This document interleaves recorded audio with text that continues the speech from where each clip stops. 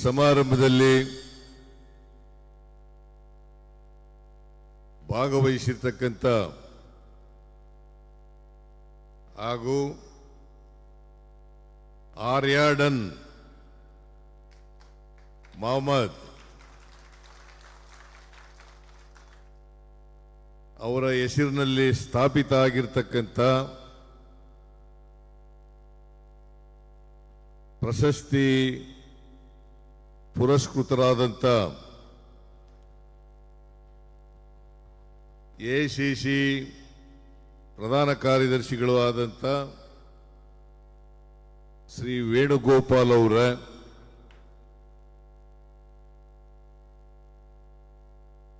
ಕೇರಳ ವಿಧಾನಸಭೆಯಲ್ಲಿ ವಿರೋಧ ಪಕ್ಷದ ನಾಯಕರಾದಂಥ ಶ್ರೀ ವಿ.ಡಿ. ಸತೀಶನ್ ಅವರ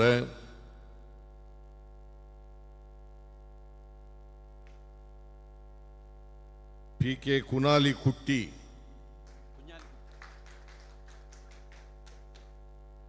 ವಿರೋಧ ಪಕ್ಷದ ಉಪನಾಯಕರಾದಂಥ ಮಾನ್ಯ ಕುನಾಲ್ ಕುಟ್ಟಿಯವರ ಎಐಸಿಸಿ ವರ್ಕಿಂಗ್ ಕಮಿಟಿ ಸದಸ್ಯರಾದಂಥ ರಮೇಶ್ ಚೆನ್ನಿತಾಲ ಅವರ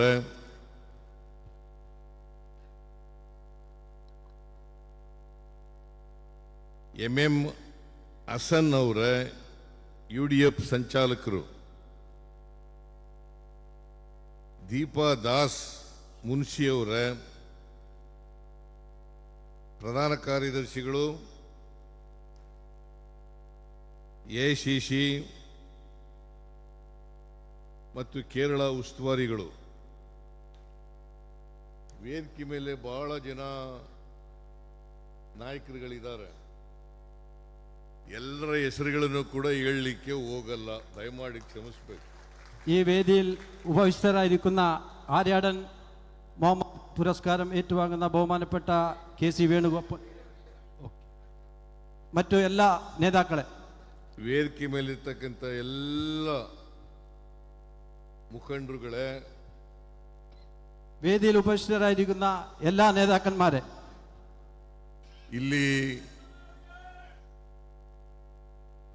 ಭಾಗವಹಿಸಿರ್ತಕ್ಕಂಥ ಎಲ್ಲ ಆತ್ಮೀಯ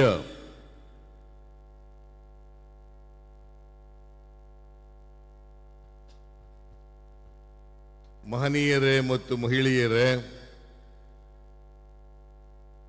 ಯುವಕ ಮಿತ್ರರೇ, മാധ്യമದ സ്നേഹിതരെ, ഈ പരിപാടിയിൽ പങ്കെടുക്കുന്ന സഹോദര സഹോദരികളെ, അതുപോലെ തന്നെ എല്ലാ മാധ്യമ പ്രവർത്തകരെ,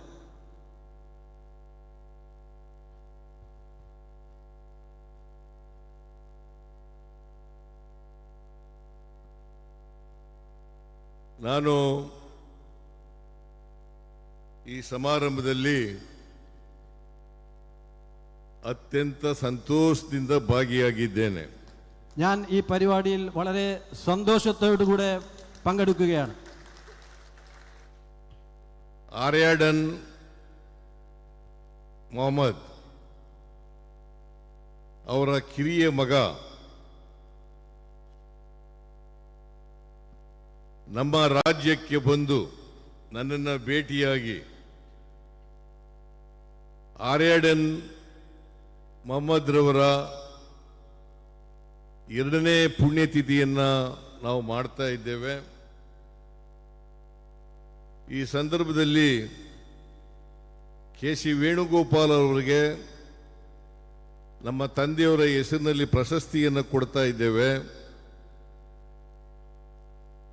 ನಾನು ಈ ಕಾರ್ಯಕ್ರಮಕ್ಕೆ ಬಂದು ಆ ಪ್ರಶಸ್ತಿಯನ್ನು ವೇಣುಗೋಪಾಲ್ ಅವರಿಗೆ ಕೊಡಬೇಕು ಅಂತೇಳಿ ಮನವಿಯನ್ನು ಮಾಡಿದರು. ബാംഗ്ലൂരിൽ വന്ന ആര്യാടൻ മുഹമ്മദ് സാറിന്റെ പുത്രൻ ആര്യാടൻ ഷൗക്കത്ത് കെ.സി. വേണുഗോപാൽ സാറിന് അവാർഡ് നൽകുകയാണ്. അതിന് നിങ്ങൾ വരികയും ആ അവാർഡ് ദാനം ചെയ്യണമെന്ന് എന്നോട് അഭ്യർത്ഥിക്കുകയുണ്ടായി. അതനുസരിച്ച് ഞാൻ ഇന്ന് ഇവിടെ എത്തിച്ചേരിയിരിക്കുകയാണ്. ವೇಣುಗೋಪಾಲ್ ರವರಿಗೆ ಪ್ರಶಸ್ತಿಯನ್ನು ಕೊಡ್ತಾ ಇರತಕ್ಕಂಥದ್ದು ಬಹಳ ಸಂತೋಷದ ವಿಚಾರ. ನಾನು ಈ ಕಾರ್ಯಕ್ರಮಕ್ಕೆ ಬಂದೇ ಬರ್ತೀನಿ ಅಂತೇಳಿ അത്യന്ത സന്തോഷದಿಂದ ഒപ്പുകണ്ട് കെ.സി. വേണുഗോപാൽജിക്ക് ഈ ഒരു അവാർഡ് കൊടുക്കാൻ ഞാൻ എന്തായാലും വരും എന്ന് വളരെ സന്തോഷത്തോടുകൂടെ ഇവിടെ എത്തിച്ചേർന്നിരിക്കുകയാണ്.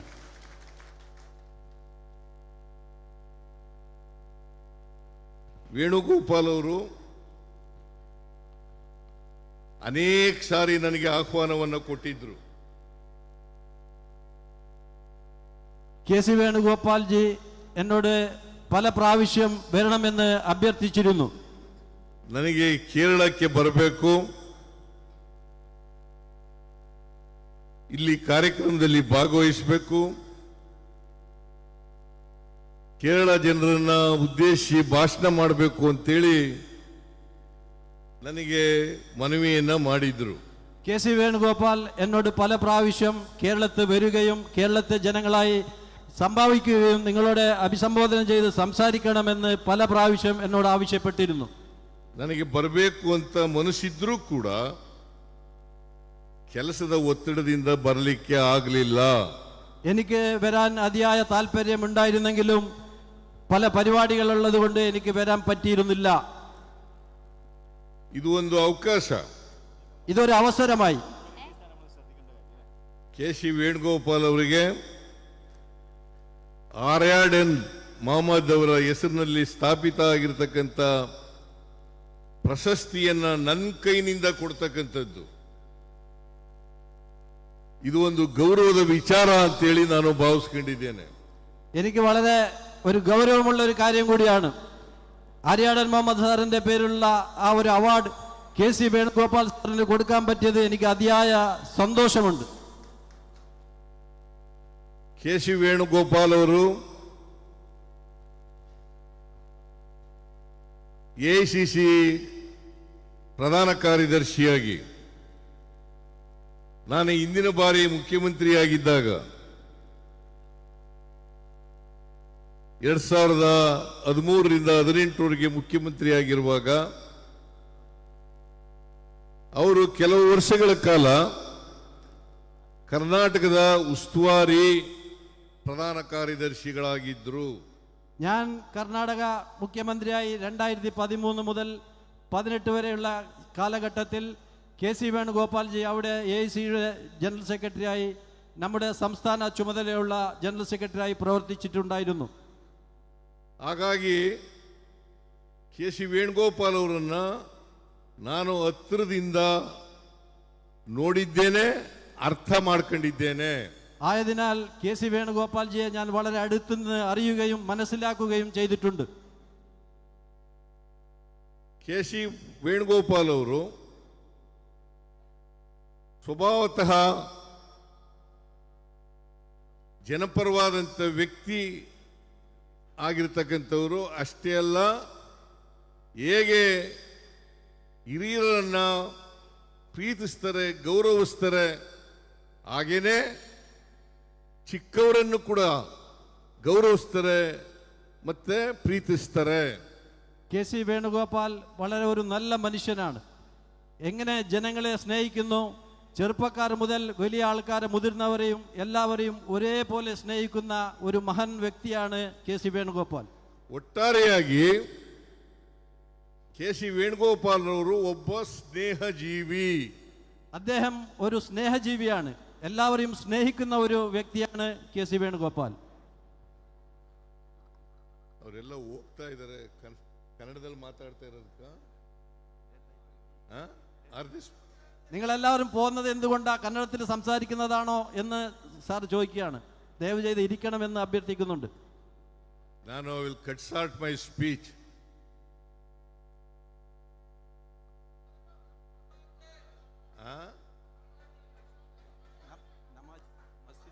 ನಮಾಜ್. ಕೆ.ಸಿ. ವೇಣುಗೋಪಾಲ್ ರವರು ಬಹಳ ಚಿಕ್ಕ ವಯಸ್ಸಿನಲ್ಲೇ ರಾಜಕೀಯ ಪ್ರವೇಶ ಮಾಡದಂತವರು. കെ.സി. വേണുഗോപാൽ വളരെ ചെറിയ പ്രായത്തിൽ തന്നെ രാഷ്ട്രീയം പ്രവേശിച്ചുകൊണ്ട് ഈ ഒരു മട്ടത്തിലേക്ക് എത്തിയ ഒരു മഹാൻ വ്യക്തിയാണ്. ಕಾಂಗ್ರೆಸ್ ಪಕ್ಷವನ್ನು ಸೇರಿ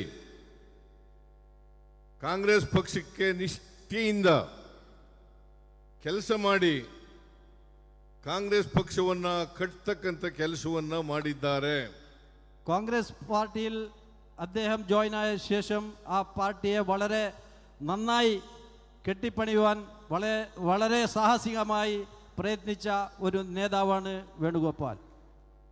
ಕೇರಳ ವಿಧಾನಸಭೆಯಲ್ಲಿ ಶಾಸಕರಾಗಿದ್ದಾರೆ, ಕೇರಳ ಸರ್ಕಾರದಲ್ಲಿ ಮಂತ್ರಿಯಾಗಿದ್ದಾರೆ, ಲೋಕಸಭೆಯ ಸದಸ್ಯರಾಗಿದ್ದಾರೆ, ಅಷ್ಟೇ ಅಲ್ಲ ರಾಜ್ಯಸಭಾ ಸದಸ್ಯರು ಕೂಡ ಆಗಿದ್ರು.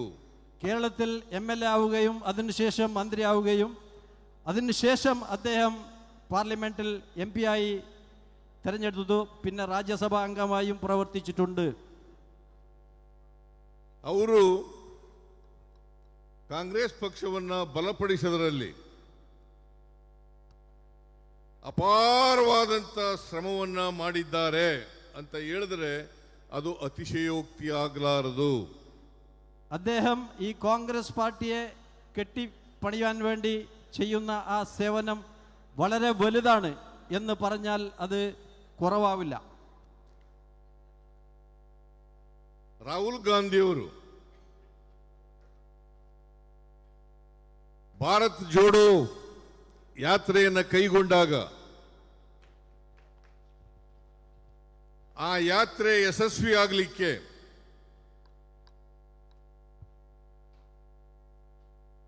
ಮತ್ತು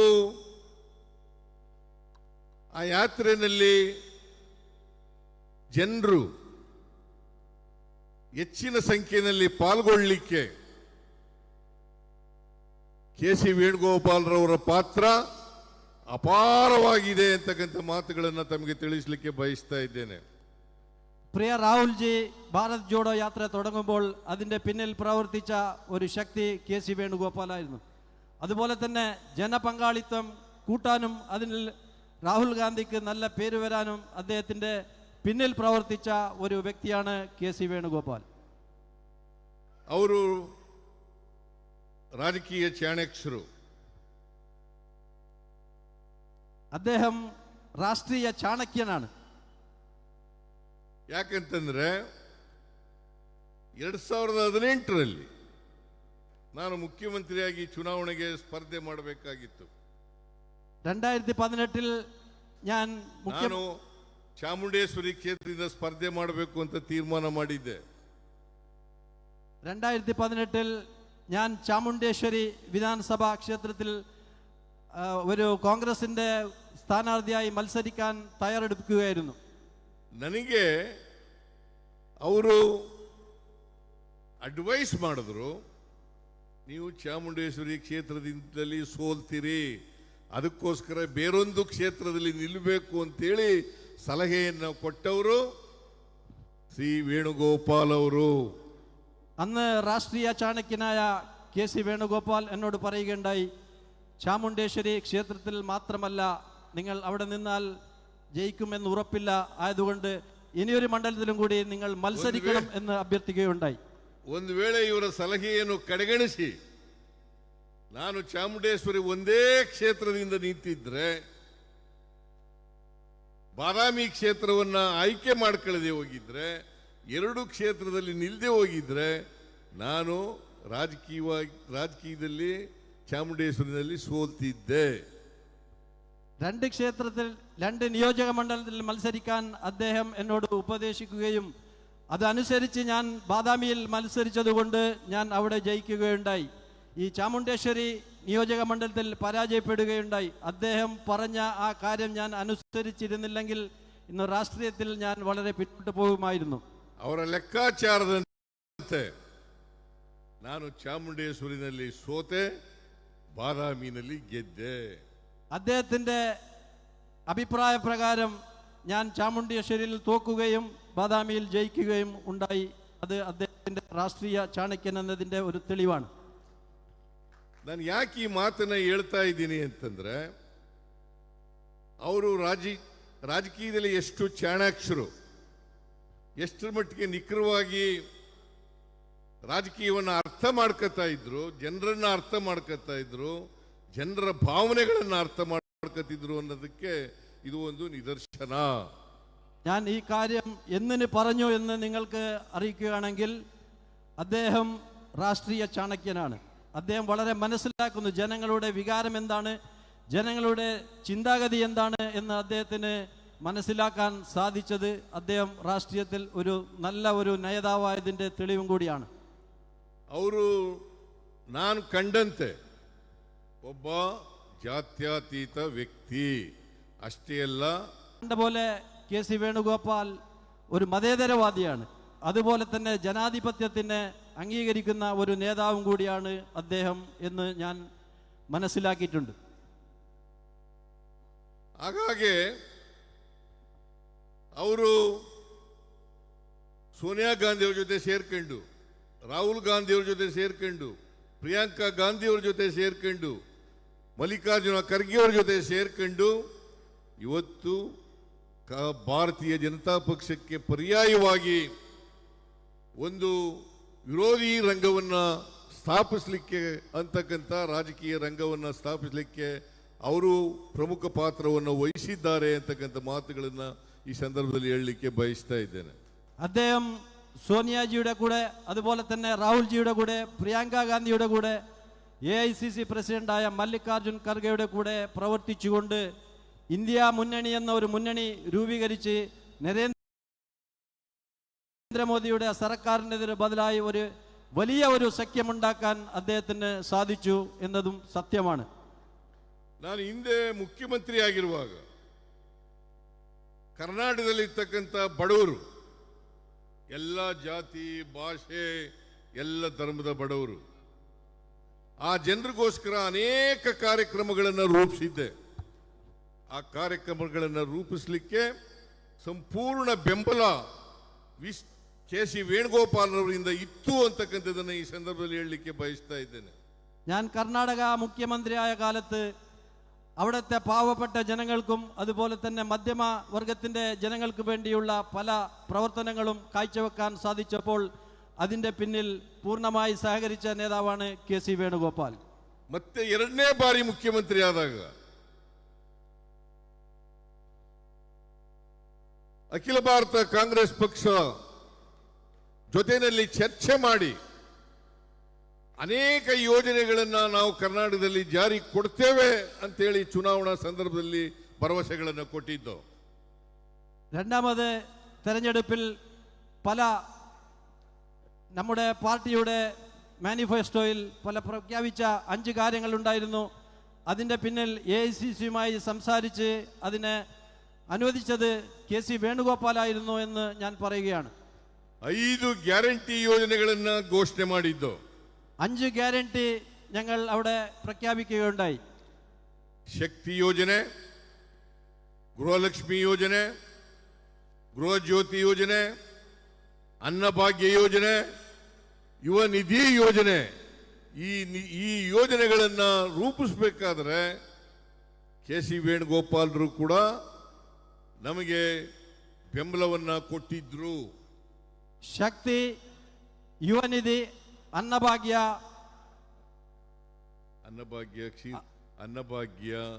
ಗೃಹಲಕ್ಷ್ಮಿ, ಗೃಹ ಜ್ಯೋತಿ ಈ ಎಲ್ಲ 5 ಗ್ಯಾರಂಟಿകൾ ಪ್ರಖ್ಯಾಪಿക്കുന്നതിൻ്റെ പിന്നിലും കെ.സി. വേണുഗോപാലായിരുന്നു. ನಾವು ಜನರಿಗೆ ಹೇಳಿದ್ದು, ನಾವು ಅಧಿಕಾರಕ್ಕೆ ಬಂದ 1 ವರ್ಷದಲ್ಲಿ ಎಲ್ಲ 5 ಯೋಜನೆಗಳನ್ನು ಜಾರಿ ಕೊಡ್ತೇವೆ ಅಂತಕ್ಕಂಥ ಮಾತುಗಳನ್ನು ಹೇಳಿದ್ದು. ഞങ്ങൾ ജനങ്ങളോട് പറയുകയുണ്ടായി, നമ്മൾ അധികാരത്തിൽ വന്നാൽ 5 ಗ್ಯಾರಂಟಿകളും നടപ്പിലാക്കി തരുമെന്ന് ജനങ്ങളോട് പറയുകയുണ്ടായിരുന്നു. ಈಗ ನಾವು ಅಧಿಕಾರಕ್ಕೆ ಬಂದು 1 ವರ್ಷ 4 ತಿಂಗಳಾಯಿತು. ಎಲ್ಲ ಕಾರ್ಯಕ್ರಮಗಳನ್ನು ಕೂಡ ಜಾರಿ ಮಾಡಿದ್ದೇವೆ. ಈ ಯೋಜನೆಗಳಿಗೆ ಸುಮಾರು 56,000 ಕೋಟಿ ರೂಪಾಯಿಗಳು ಖರ್ಚಾಗಿದ್ದಾವೆ. ഇപ്പോൾ നമ്മൾ അധികാരത്തിൽ വന്ന് 1 വർഷവും 4 മാസവും തികയുകയാണ്. 5 ഗ്യാരണ്ടികൾ ജനങ്ങൾക്ക് കൊടുക്കുകയും 56,000 കോടി രൂപ ജനങ്ങൾക്കായി നമ്മൾ നീക്കിവെച്ചിരിക്കുകയാണ് കർണാടക സർക്കാർ. ಈ ಕಾರಣದಿಂದಲೇ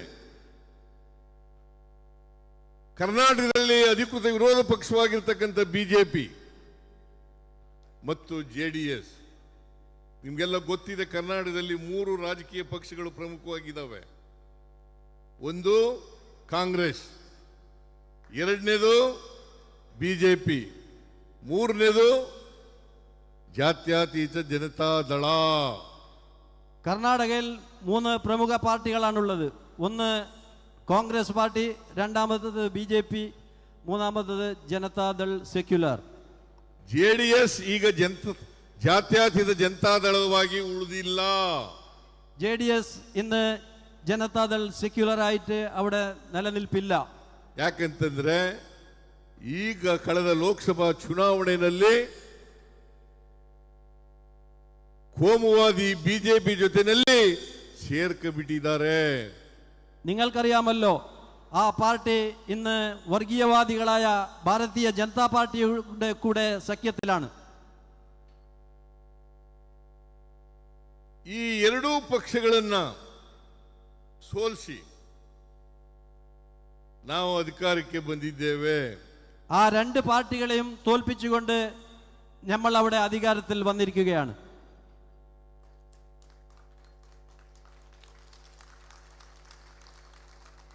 ಕಾಂಗ್ರೆಸ್ ಪಕ್ಷ ಇವತ್ತು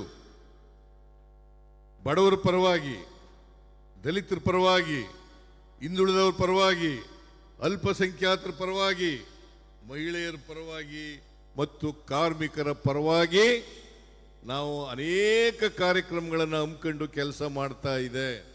കോൺഗ്രസ് പാർട്ടി ഇന്ന് ദലിത സമൂഹം, തൊഴിലാളി സമൂഹം, വനിതകൾ, അതുപോലെ തന്നെ എല്ലാ ജനങ്ങൾക്കും വേണ്ടിയ കാര്യങ്ങൾ ചെയ്തുകൊണ്ട് വളരെ നല്ല രീതിയിൽ പ്രവർത്തിച്ചു വരികയാണ്. ಪ್ರಜಾಪ್ರಭುತ್ವ ಯಶಸ್ವಿ ಆಗಬೇಕಾದ್ರೆ, ಸಂವಿಧಾನದ ಧ್ಯೇಯೋದ್ದೇಶಗಳು ಜಾರಿಯಾಗಬೇಕಾದ್ರೆ സമാജದಲ್ಲಿ സമാനತೆಯನ್ನು സാധിಸಬೇಕಾಗ್ತದೆ. നമ്മുടെ കോൺസ്റ്റിറ്റ്യുവൻസി നിലവിൽ വരണമെങ്കിൽ ജനങ്ങൾ സമാനമായി ജീവിക്കാനും ജനങ്ങളെല്ലാവരും ഒറ്റക്കെട്ടായി ജീവനാനുഷ്ഠിക്കുവാനും സാധിക്കണം. ನಿಮ್ಮಲ್ಲಿ ನಾರಾಯಣ ಗುರು ಒಬ್ಬ ಸಂತರು, ಅವರು ಕೇರಳದವರು. ಅವರು ಅದೇ ರೀತಿ ಬಸವಣ್ಣವರು ಕರ್ನಾಟಕದವರು. ಇಬ್ಬರೂ ಕೂಡ ಮನುವಾದಿಗಳ ವಿರುದ್ಧವಾಗಿ ಹೋರಾಟ ಮಾಡದಂತವರು. നിങ്ങളുടെ കേരളത്തിൽ ബ്രഹ്മശ്രീ നാരായണ ഗുരു, അതുപോലെ തന്നെ കർണാടകയിൽ ബസവണ്ണ, ഇവർ രണ്ടുപേരും വർഗീയവാദിക്കെതിരായി പ്രവർത്തിച്ച ആൾക്കാരായിരുന്നു. ನಾರಾಯಣ ಗುರುಗಳು ಒಂದೇ ಜಾತಿ, ಒಂದೇ ಮತ, ಒಂದೇ ದೇವರು ಅಂತೇಳಿ ಈ ಜನರಿಗೆ ಸಾರಿದರು. നാരായണ ഗുരു പറഞ്ഞു, ഒരു മതം, ഒരു ദൈവം, നമ്മളെല്ലാം ഒന്ന് എന്ന് ನಾರಾಯಣ ಗುರು പറഞ്ഞു. ಬಸವಣ್ಣವರು ಕೂಡ ಸಮಾನತೆಯ ಸಮಾಜ ಆಗಬೇಕು.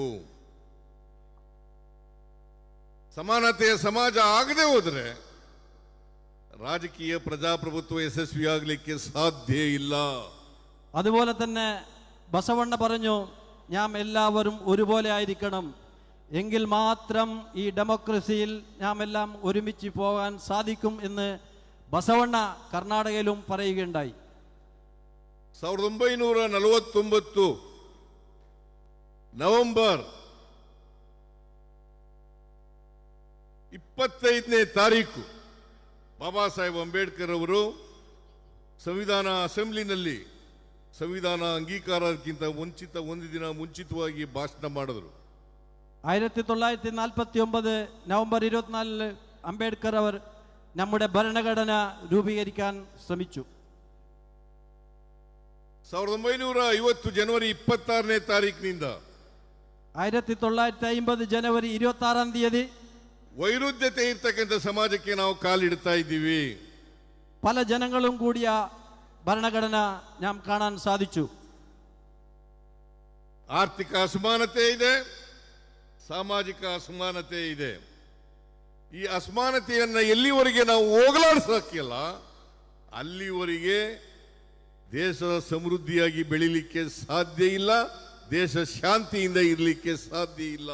സാമ്പത്തികമായും ജനങ്ങളെല്ലാം ഒരുമിച്ച് ഈ നാടിൻ്റെ ഐക്യത്തിന് പ്രവർത്തിച്ചാൽ മാത്രം നമ്മുടെ ഈ നാട് പുരോഗമനയിലേക്ക് പോകാൻ സാധ്യതയുണ്ട്. ಇದನ್ನ ಬಸವಣ್ಣವರು ಪ್ರತಿಪಾದನೆ ಮಾಡಿದ್ರು, ನಾರಾಯಣ ಗುರುಗಳು ಪ್ರತಿಪಾದನೆ ಮಾಡಿದ್ರು, ಬಾಬಾ ಸಾಹೇಬ್ ಅಂಬೇಡ್ಕರ್ ಅವರು ಕೂಡ ಪ್ರತಿಪಾದನೆಯನ್ನು ಮಾಡಿದ್ರು. ഇതിനെ ബസവണ്ണ പറഞ്ഞതും അത് തന്നെയാണ്, നാരായണ ഗുരു പറഞ്ഞതും അത് തന്നെയാണ്. അതിനെ അടിവരയിടുകയായിരുന്നു അംബേദ്കർ. ಇದರಲ್ಲಿ ನಂಬಿಕೆ ಇಟ್ಕೊಂಡಿರ್ತಕ್ಕಂಥವರು ಕರ್ನಾಟಕದ ಕಾಂಗ್ರೆಸ್ನವರು, ಇಡೀ ರಾಷ್ಟ್ರೀಯ ಕಾಂಗ್ರೆಸ್ ಅಂತಕ್ಕಂಥ ಮಾತುಗಳನ್ನು ಹೇಳಲಿಕ್ಕೆ ಬಯಸ್ತಾ ಇದ್ದೇನೆ. ഇതിനെ അനുസരിക്കുന്നതാണ് കർണാടകയിലെ കോൺഗ്രസ് സർക്കാരും ഇടീ കോൺഗ്രസ് പാർട്ടിയും എന്ന് ഞാൻ പറയാൻ ആഗ്രഹിക്കുകയാണ്. ನಮ್ಮ ನಾಯಕರಾದಂತ ರಾಹುಲ್ ಗಾಂಧಿಯವರು ಕೂಡ ಇದೇ ವಿಚಾರದಲ್ಲಿ ಬದ್ಧತೆಯನ್ನ ಇಟ್ಟುಕೊಂಡಿರ್ತಕ್ಕಂಥವರು.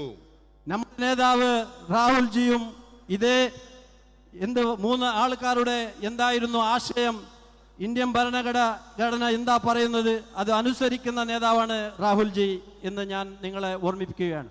ಯಾರು ಪ್ರಜಾಪ್ರಭುತ್ವದಲ್ಲಿ, ಸಂವಿಧಾನದಲ್ಲಿ, ಜಾತ್ಯತೀತ ತತ್ವದಲ್ಲಿ ನಂಬಿಕೆಯನ್ನು ಇಟ್ಕೊಂಡಿದ್ದಾರೆ, ಅವರನ್ನ ಕಂಡ್ರೆ ಭಾರತೀಯ ಜನತಾ ಪಕ್ಷದವರಿಗೆ ಆಗಲ್ಲ. ആര് മതേതരവാദികളാണോ, അല്ലെങ്കിൽ ജനങ്ങളുടെ ഇടയിൽ പ്രവർത്തിക്കുന്ന ആളാണോ, അല്ലെങ്കിൽ നാം വലുതോ ചെറുതോ എന്ന് വേർതിരിയാത്ത എല്ലാവരുടെയും കൂടെ പോകുന്ന ആളാണ് നമ്മൾ. പക്ഷേ ഇങ്ങനെയുള്ള ആൾക്കാരെ BJPക്ക് എന്നും അനുസരിക്കാനോ സഹായിക്കാനോ സാധ്യമല്ല എന്നും കൂടി ഞാൻ ആവർത്തിച്ച് പറയുക.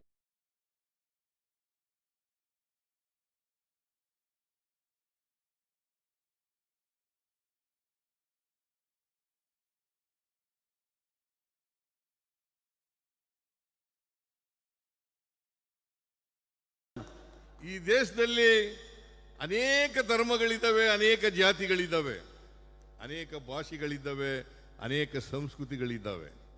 ഈ നമ്മുടെ ഇന്ത്യ മഹാരാജ്യത്ത് പല രാഷ്ട്രീയ പാർട്ടികളും പല ജനതകളും പല ആചാര വിചാരങ്ങളും പല സംസ്കൃത വൈചാര്യമുള്ള ഒരു നാടാണ് ഇന്ത്യ എന്ന നാട്. ಈ ಮಣ್ಣಿನ ಗುಣ, ಭಾರತದ ಮಣ್ಣಿನ ಗುಣ ವೈವಿಧ್ಯತೆಯಲ್ಲಿ ಏಕತೆಯನ್ನ ಕಾಣತಕ್ಕಂಥದ್ದು. നാം എല്ലാവരും ഒരുമിച്ച് ഒറ്റ അമ്മയുടെ സഹോദരങ്ങളെ പോലെ ജീവിക്കുന്ന ഒരു മണ്ണാണ് ഭാരതീയ മണ്ണ് എന്ന് പറയാൻ ഞാൻ ആഗ്രഹിക്കുകയാണ്. ಕೇರಳ ಜಾತ್ಯತೀತ ತತ್ವದಲ್ಲಿ, ಜಾತ್ಯತೀತ ರಾಷ್ಟ್ರ ನಿರ್ಮಾಣ ಮಾಡೋದ್ರಲ್ಲಿ, ಸಮಾಜವಾದಿ ರಾಷ್ಟ್ರ ನಿರ್ಮಾಣ ಮಾಡೋದ್ರಲ್ಲಿ ಮೊದಲಿನಿಂದಲೂ ಕೂಡ ಮುಂಚೂಣಿಯಲ್ಲಿದೆ ಅಂತಕ್ಕಂಥದ್ದನ್ನು ನಾನು ಅರ್ಥ ಮಾಡ್ಕೊಂಡಿದ್ದೇನೆ. കേരളം ഒരു മതേതര രാജ്യമാണ്. അതുപോലെ തന്നെ ഇന്ത്യയുടെ മതേതരത്തിന് കേരളം വലിയ പങ്ക് വഹിച്ചിട്ടുണ്ട് എന്ന് ഞാൻ വളരെ അഭിമാനം കൊള്ളുന്നു. ನಾವು ಎಲ್ಲರೂ ಕೂಡ ಜಾತ್ಯತೀತವಾದಿಗಳಾಗಬೇಕು. നാം എല്ലാവരും മതേതരവാദികളാവണം. ಎಲ್ಲ ಧರ್ಮದವರನ್ನು ಕೂಡ ಸಮಾನವಾಗಿ ಕಾಣ್ತಕ್ಕಂಥ ಭಾವನೆಯನ್ನ ಬೆಳೆಸ್ಕೋಬೇಕು. എല്ലാ മതസ്ഥരെയും ഒരുപോലെ കാണുന്ന ഒരു സ്വഭാവം നമ്മുടെ മനസ്സിൽ ഉണ്ടാവണം. ಯಾಕಂದ್ರೆ ಈ ದೇಶದಲ್ಲಿರ್ತಕ್ಕಂಥ ಎಲ್ಲ ಧರ್ಮಗಳು ಕೂಡ ಪ್ರೀತಿಯನ್ನ ಹೇಳ್ತವೆ ಹೊರತು ದ್ವೇಷವನ್ನ ಹೇಳಲಿಕ್ಕೆ ಬಿಡಲ್ಲ. എല്ലാ മതങ്ങളും സ്നേഹത്തിന് കൈകോർക്കാൻ പറയുന്നതല്ലാതെ ആരും ആഗ്രഹിക്കുന്നതല്ല. ಆದ್ರಿಂದ ಕೇರಳ ಮೊದಲಿನಿಂದಲೂ ಕೂಡ ಜಾತ್ಯತೀತ ತತ್ವಕ್ಕೆ, ಸಮಾಜವಾದಿ ತತ್ವಕ್ಕೆ, ಪ್ರಜಾಪ್ರಭುತ್ವಕ್ಕೆ ಇವರು ಬದ್ಧತೆ ಇರ್ತಕ್ಕಂಥ ರಾಜ್ಯ. ആയതിനാൽ കേരളം മതേതരവാദത്തിനും പരമത സഹിഷ്ണുതക്കുമുള്ള ഒരു സംസ്ഥാനമായി കേരളം നമുക്ക് കാണാൻ സാധിക്കുന്നുണ്ട്. ಅಂತ ರಾಜ್ಯದಿಂದ KC ವೇಣುಗೋಪಾಲ್ ರವರು ಬಂದಿದ್ದಾರೆ. അങ്ങനെയുള്ള ഒരു സംസ്ഥാനത്ത് നിന്ന് KC വേണുഗോപാൽ വന്നിരിക്കുകയാണ്. ಅದಕ್ಕಾಗೇನೆ ಅವರು ಮೊದಲಿನಿಂದಲೂ ಕೂಡ ಅವರ ರಕ್ತದಲ್ಲಿ ಸಮಾಜವಾದ, ಪ್ರಜಾಪ್ರಭುತ್ವ ಮೈಗೂಡಿಸ್ಕೊಂಡಿರ್ತಕ್ಕಂಥದ್ದು ಮತ್ತೆ ಜಾತ್ಯತೀತ ಅವರಲ್ಲಿ ಮೈಗೂಡಿಸ್ಕೊಂಡಿರ್ತಕ್ಕಂಥದ್ದು. അതിനാൽ അദ്ദേഹത്തിന്റെ രക്തത്തിൽ മതേതരവാദിത്വം അതുപോലെ തന്നെ ജനാധിപത്യം എല്ലാം അദ്ദേഹത്തിന്റെ രക്തത്തിലുണ്ട് എന്ന് ഞാൻ വിശ്വസിച്ച ഒരാളാണ്. അദ്ദേഹം ഇവിടെ വന്നിരിക്കുകയാണ്. ಇವತ್ತು ಆರ್ಯಾಡನ್ ಮೊಹಮ್ಮದ್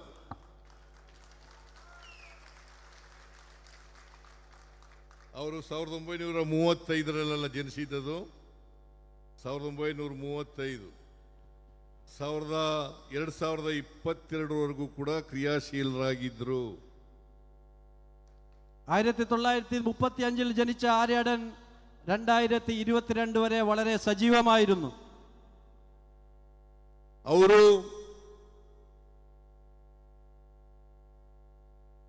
ಅನೇಕ ವರ್ಷಗಳ ಕಾಲ ಶಾಸಕರಾಗಿ ಸುಮಾರು 34 ವರ್ಷಗಳು, അദ്ദേഹം 34 വർഷങ്ങളോളം കാലം ഇവിടുത്തെ MLA ആയിരുന്നു, മന്ത്രിയായിരുന്നു. ಬಹಳ ದೀರ್ಘಕಾಲ ಸಾರ್ವಜನಿಕ ಜೀವನದಲ್ಲಿದ್ದರು. വളരെ ദീർഘമായ കാലത്ത് ജനങ്ങളുടെ കൂടെ ജീവിച്ച ഒരു വ്യക്തിയാണ് ആര്യാടൻ. ಅವರು 17ನೇ ವಯಸ್ಸಿನಲ್ಲೇ ಕಾಂಗ್ರೆಸ್ ಕಾರ್ಯಕರ್ತರಾಗಿ 23ನೇ ವರ್ಷಕ್ಕೆ ಸಕ್ರಿಯ ಸದಸ್ಯರಾಗಿ ಅವರು ಬದುಕಿರೋವರೆಗೂ ಕೂಡ ಕಾಂಗ್ರೆಸ್ನಲ್ಲೇ ಇದ್ರು ಅಂತಕ್ಕಂಥದ್ದು ನಮ್ಮೆಲ್ಲರಿಗೂ ಹೆಮ್ಮೆಯ ವಿಚಾರ. അദ്ദേഹം 16ാം വയസ്സിൽ കോൺഗ്രസിൽ ചേരുകയും 23ാം വയസ്സിൽ നിന്ന് വളരെ സജീവമായി പ്രവർത്തിച്ച് വളരെ കാലം ഈ കോൺഗ്രസ് പാർട്ടിയിൽ പ്രവർത്തിച്ച് മരിക്കുന്നത് വരെ കോൺഗ്രസ്സുകാരനായി മരിക്കുകയും ചെയ്ത ഒരു വ്യക്തിയാണ് ആര്യാടൻ. ಸಾರ್ವಜನಿಕ ಜೀವನ ಇಂದಿನ ಯುವ ಪೀಳಿಗೆಗೆ ಮಾರ್ಗದರ್ಶನ ಮತ್ತು ಆದರ್ಶ ಅಂತ ಹೇಳಲಿಕ್ಕೆ ಬಯಸ್ತಾ ಇದ್ದೇನೆ. അദ്ദേഹത്തിന്റെ ജീവിത ശൈലിയും പാർട്ടി പ്രവർത്തനവും ഇന്നത്തെ ചെറുപ്പക്കാർക്ക് ഒരു മാതരിയാണ്. അതിനെ എല്ലാ യുവാക്കളും അനുസരിക്കണമെന്ന് അഭ്യർത്ഥിക്കുകയാണ്. ಅಂತ ನಿಷ್ಠಾವಂತ ಕಾಂಗ್ರೆಸ್ಸಿಗನ ಹೆಸರಿನಲ್ಲಿ ಅವಾರ್ಡ್ ಅನ್ನು ಸ್ಥಾಪನೆ ಮಾಡಿ KC ವೇಣುಗೋಪಾಲರವರಿಗೆ ಇನ್ನೊಬ್ಬ ಜಾತ್ಯತೀತ ವ್ಯಕ್ತಿ ಅಂತ ವ್ಯಕ್ತಿಗೆ ಕೊಟ್ಟಿರ್ತಕ್ಕಂಥದ್ದು ಬಹಳ ಸಂತೋಷವನ್ನು ಉಂಟು ಮಾಡಿದೆ. അങ്ങനെയുള്ള ഒരു വ്യക്തിയുടെ നാമത്തിൽ ആര്യാടൻ മുഹമ്മദ് സാറിന്റെ പേരിലുള്ള ആ ഒരു അവാർഡ് KC വേണുഗോപാൽജിനെ പോലത്തെ ഒരു നല്ല മനുഷ്യന് നൽകിക്കൊണ്ട് ആ അവാർഡിന്റെ ഒരു ഗൗരവം കൂടിയിരിക്കുകയാണെന്ന് ഞാൻ ആഗ്രഹിക്കുന്നു. ಈ ಗೌರವಕ್ಕೆ ಪಾತ್ರರಾಗಿರ್ತಕ್ಕಂಥ KC ವೇಣುಗೋಪಾಲರಿಗೆ ಅಭಿನಂದನೆಗಳನ್ನ ಹೇಳಲಿಕ್ಕೆ ಬಯಸ್ತಾ ಇದ್ದೇನೆ. ಅವರಿಗೆ ಆಯಸ್ಸು ಆರೋಗ್ಯ ದೊರಕಲಿ ಅಂತೇಳಿ ದೇವರಲ್ಲಿ ಪ್ರಾರ್ಥನೆಯನ್ನ ಮಾಡ್ತೇನೆ. ഇങ്ങനെയുള്ള ഒരു അവാർഡ് സ്വീകരിച്ച KC വേണുഗോപാൽജിക്ക് ആയുരാരോഗ്യവും ഐശ്വര്യവും നൽകട്ടെ എന്ന് ദൈവത്തോട് ഞാൻ പ്രാർത്ഥിക്കുകയാണ്. ಅವರು ಕಾಂಗ್ರೆಸ್ ಪಕ್ಷವನ್ನ ಇನ್ನಷ್ಟು ಎತ್ತರಕ್ಕೆ ಕೊಂಡೋಗಲಿ. ಯಾಕಂತಂದ್ರೆ ಬಹಳ ಕಾಂಗ್ರೆಸ್ ಪಕ್ಷ ಕೆಳ ಮಟ್ಟಕ್ಕೆ ಬಂದಿದ್ದಂಥ ಕಾಲದಿಂದಲೂ ಕೂಡ ಅವರು ಪ್ರಧಾನ ಕಾರ್ಯದರ್ಶಿಗಳಾಗಿದ್ದಾರೆ. ಈಗ ಮೇಲಕ್ಕೆ ಬರ್ತಾ ಇರ್ತಕ್ಕಂಥ ಕಾಲದಲ್ಲೂ ಕೂಡ ಪ್ರಧಾನಮಂತ್ರಿಗಳಾಗಿದ್ದಾರೆ, ಪ್ರಧಾನ ಕಾರ್ಯದರ್ಶಿಗಳಾಗಿದ್ದಾರೆ. ಅವರು ಕಾಲದಲ್ಲಿ ಕಾಂಗ್ರೆಸ್ ಪಕ್ಷ ಅಧಿಕಾರಕ್ಕೆ ಬರಲಿ, ಈ ದೇಶವನ್ನು ಉಳಿಸ್ತಕ್ಕಂಥ ಕೆಲಸವನ್ನು ಮಾಡಲಿ ಅಂತೇಳಿ ನಾನು ಹಾರೈಸ್ತೇನೆ. അദ്ദേഹം AICC ജനറൽ സെക്രട്ടറി ആയ സമയങ്ങളിൽ കോൺഗ്രസ് വളരെ ദുർബലമായിരുന്നു. അതിനുശേഷം ഇന്ന് കോൺഗ്രസ് ഒരു നല്ല സ്ഥിതിയിലേക്ക് വന്നുകൊണ്ടിരിക്കുന്നു. ഈ കാലഘട്ടത്തിലും അദ്ദേഹം AICC ജനറൽ സെക്രട്ടറിയാണ്.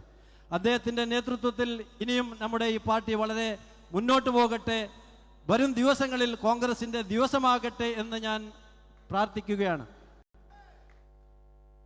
ಭಾರತೀಯ ಜನತಾ ಪಕ್ಷ ಈ ದೇಶದಲ್ಲಿ ಬೆಳೆಯಬಾರದು. BJP ಈ ನಾട്ടിൽ വരാൻ പാടില്ല. ಯಾಕಂದ್ರೆ ಭಾರತೀಯ ಜನತಾ ಪಕ್ಷ ಬೆಂಕಿ ಇಡತಕ್ಕಂಥ ಪಕ್ಷ. BJP ജനങ്ങളെ തമ്മിൽ വെറുപ്പിക്കുകയും തീ കൊടുക്കുന്ന ഒരു പാർട്ടിയാണ്. ಧರ್ಮದ ಹೆಸರಿನಲ್ಲಿ ಜಾತಿ ಹೆಸರಿನಲ್ಲಿ ರಾಜಕಾರಣ ಮಾಡ್ತಾ ಇರ್ತಕ್ಕಂಥ ಪಕ್ಷ. മതവും ജാതിയും പറഞ്ഞുകൊണ്ട് രാഷ്ട്രീയം കളിക്കുന്ന ಪಾರ್ಟಿയാണ് BJP. ಈ ದೇಶದ ರಾಜಕಾರಣದಿಂದ ಭಾರತೀಯ ಜನತಾ ಪಕ್ಷವನ್ನು ತೊಲಗಿಸ್ತಕ್ಕಂಥದ್ದು ನಮ್ಮೆಲ್ಲರ ಕರ್ತವ್ಯ ಮತ್ತು ಜವಾಬ್ದಾರಿ ಅಂತಕ್ಕಂಥ ಮಾತುಗಳನ್ನು ಹೇಳಲಿಕ್ಕೆ ಬಯಸ್ತಾ ಇದ್ದೇನೆ. BJPയെ തുടച്ചു നീക്കുന്നത് നമ്മുടെ എല്ലാവരുടെയും ಧ್ಯೇಯമാകണം എന്ന് ഞാൻ നിങ്ങളോട് അഭ്യർത്ഥിക്കുകയാണ്. ಅದಕ್ಕೋಸ್ಕರ ನಾವೆಲ್ಲರೂ ಕೂಡ ಪ್ರಯತ್ನ ಮಾಡೋಣ. KC ವೇಣುಗೋಪಾಲ್, ರಾಹುಲ್ ಗಾಂಧಿಯವರು, ಮಲ್ಲಿಕಾರ್ಜುನ್ ಖರ್ಗೆಯವರು, ಸೋನಿಯಾ ಗಾಂಧಿಯವರು ಅವರೆಲ್ಲರ ನಾಯಕತ್ವದಲ್ಲಿ ನಾವೆಲ್ಲರೂ ಕೂಡ ಪಕ್ಷವನ್ನು ಬಲಪಡಿಸ್ತಕ್ಕಂಥ ಕೆಲಸವನ್ನು ಮಾಡೋಣ. ಜಾತ್ಯತೀತ ತತ್ವದಲ್ಲಿ, ಸಂವಿಧಾನದಲ್ಲಿ, ಪ್ರಜಾಪ್ರಭುತ್ವದಲ್ಲಿ ನಂಬಿಕೆ ಇಟ್ಕೊಂಡು ಮುಂದೆ ಹೋಗೋಣ ಅಂತೇಳಿ ಹಾರೈಸಿ ನನ್ನ ಮಾತುಗಳನ್ನು ಮುಗಿಸ್ತೇನೆ. ಜೈ ಹಿಂದ್, ಜೈ ಕರ್ನಾಟಕ. അതുപോലെ തന്നെ കെ സി വേണുഗോപാൽജി, രാഹുൽജി, മല്ലികാർജുന